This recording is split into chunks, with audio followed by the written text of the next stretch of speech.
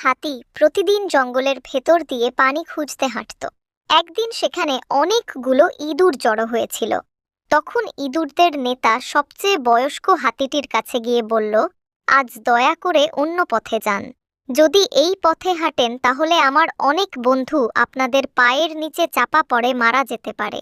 বৃদ্ধ হাতিটি সম্মত হলো এবং ইঁদুর প্রতিশ্রুতি দিল যে কোনোদিন যদি তাদের সাহায্য করার প্রয়োজন হয় তারা অবশ্যই করবে।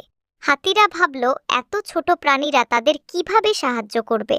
তবুও তারা কথা রাখল এবং পথ পরিবর্তন করল।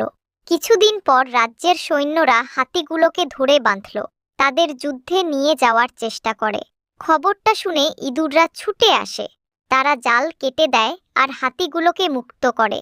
হাতিরা কৃতজ্ঞ হলো এবং ইঁদুরগুলোকে ধন্যবাদ দিল তাদের সাহায্য করার জন্য। নৈতিক শিক্ষা হলো সত্যিকারে বন্ধু আকার বা শক্তির ওপর নির্ভর করে না।